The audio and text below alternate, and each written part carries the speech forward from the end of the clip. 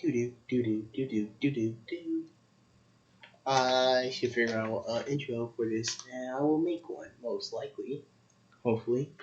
Um, I just gotta figure out. Maybe I have a book flying past, like just a recording of me just shutting the book. Now edit it so that like it flying past, like a vision ideas. As it fade, so like it fades with the saying a vision idea behind it. And then I will like right here, maybe do a little twirl. Or maybe have a roll there, because in case you can't tell, Vision and Idea is partly inspired by D&D, because I thought that's a nice reference. But anyways, so, because I can't record, or download recording software on the laser engraver, I will showcase how I normally set it ahead of time. I can't give you in detail about it, but you know, y'all will get a pretty close understanding of how to use it. It just won't be one-to-one because I can't use the software on my own laptop. Actually, I might be able to. I'll test it out in a sec. But, well, I can't use all the software. I can use half of it, but not all of it. But I'll be showcasing on how to do it. Using Canva, most likely. But just in case that doesn't work, here is another video. This is I, or Ideas and Inventions. Now, before I get started, let me pause so I can figure out who today's shoutouts are going to be. Sorry, I just trying to pause it. Will be Cubs Johnson. One of my favorite videos by him is C. Harvey is a weirdo. Oh no, not well. I think he did make that video, but that's not what I meant. I meant to say Chris Brown is a weirdo and insane. Fortunately, I've been taking on his channel, but just look it up. You'll probably find it. It was a really good video. He does make funny sketch content too, so I'll highly recommend go watch that. And Valkyrie Shorts in particular, because I've been watching her shorts. Funny streamer. Don't really watch her, but whenever I see her stuff, it is funny. I think that's my no, that one of the first video shoutouts. But anyways, back to the point of today's video. So this one is called Zhemo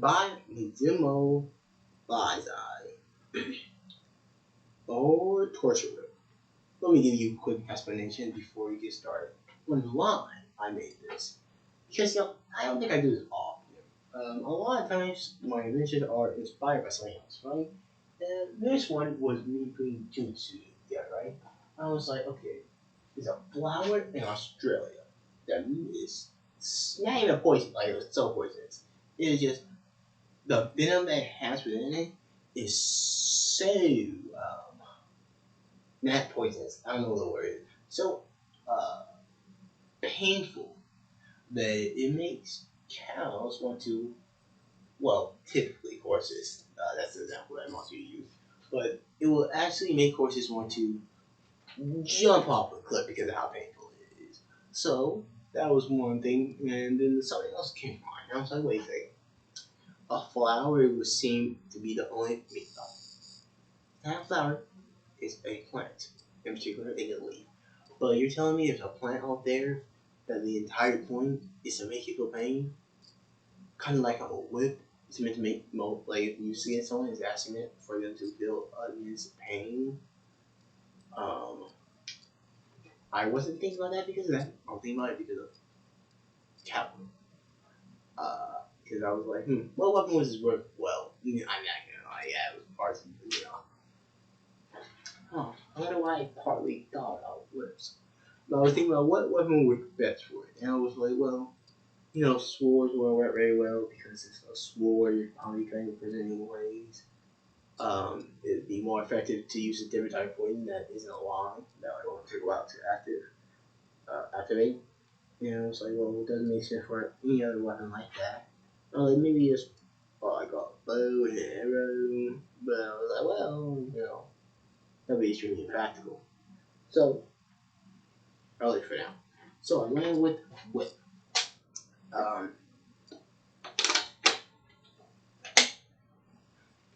And then the torso whip does not sound good.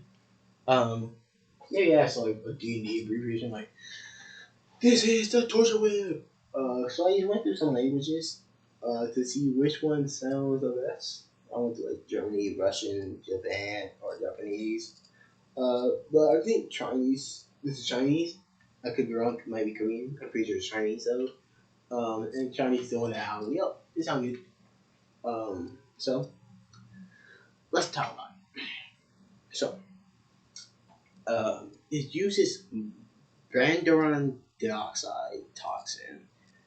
In other words, it's a plant within Australia, the toxin that make you wanna jump off a cliff, and that is the toxin that is using. The way it works is there's a button at the bottom of the handle.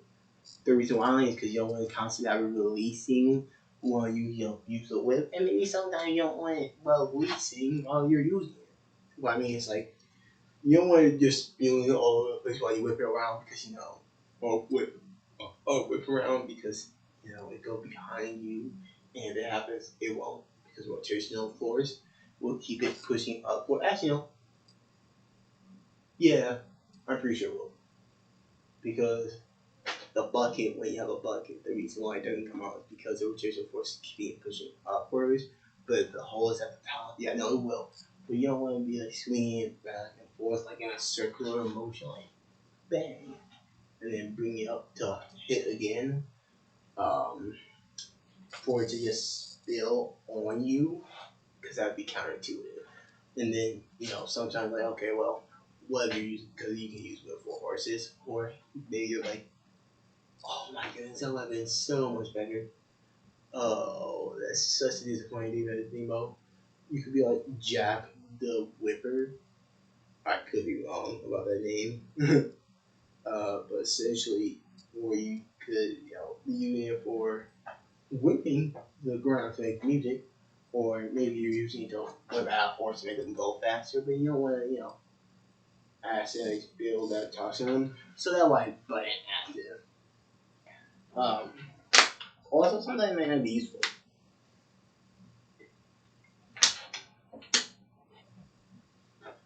Like, if you could break through the clothes, it'd be really useful, but if it's too much clothing, that would be not useful. But anyways, also, I would like to say this could probably work if you have like a mace in, but that's just fine. Anyways, there's a button at the bottom that handle open for the freight boats. Okay, so see with the handle open so that you can actually fill the thing in, so you can press the button to use it, and then you also like a latch to lock in the bottom of it, so that you can put the like a canister of the dioxide toxin, the penside toxin in it. So after that, use of it says to use electricity and sound waves. So sound waves, think about how the fact that you flip it so fast that it essentially makes a small sonic boom. So by the force of it going up will make it go like that. And then when I said electricity, so what I could be thinking about is it would heat it up, which God, that is equally as bad because that means I probably will go through your clothes too. But in case you are curious, heat tipping, make liquid go upwards, and especially when compared to cold things, so it can make a kernel or something like that, where the heat travel upwards from the top. Well, the toxin travel upward because of the heat, and then because you're working it so fast, it also helps it travel upwards. Um, and then it stops at the top. The top will be a metal dome, not that big, probably like tiny, considering that I would typically have like those tiny, tiny edges. So to keep those edges together, it would have, what's called, like be in the dome, and it'd be full of tubing, of course. It'd probably be flexible. It'd be extremely flexible if you think about it, because it would be heated up. But it would stop at the top when you hit it. where there's a dome, uh, where there's a hole inside of it. The hole has a part that it's just a spread at the top now. Yeah, same thing I said, where essentially because the pipe it will start at the top, and then it will have a hole at the top so it can release at the top, and then also have tiny holes throughout the piping while it comes up to spread around the whip itself. Further on the top, let's see what the weapon is. Okay. Like I said at the beginning, that's pretty much it for that. Like I said at the beginning of the video, I use whips. This the last part is like it could also work with other weapons, but whips same thing because a lot of swinging motion to do it, and then also not necessarily attacking weapon like this weapon. You could use it to like hit someone, and then especially if it actually go for the skin, make like a quick one for it. But it could also really be useful for like a knife.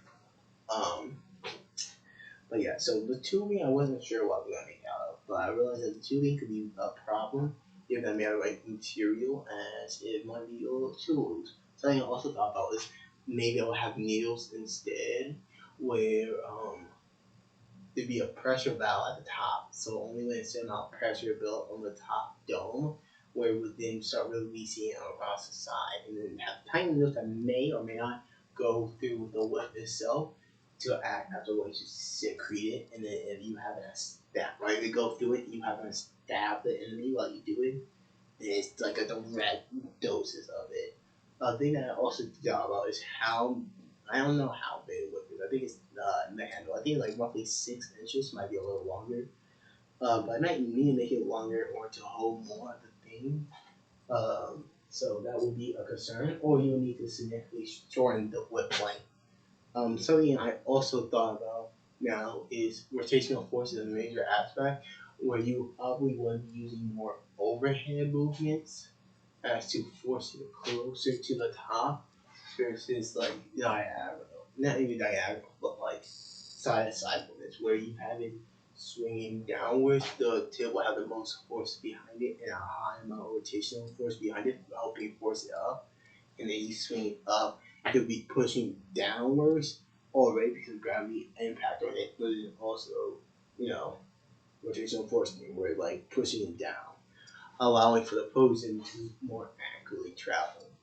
But with that being said, that is it for today's video. If y'all like it, remember to like, comment, and subscribe. I would also like to give today's shout out to Valkyrie and Gus Johnson.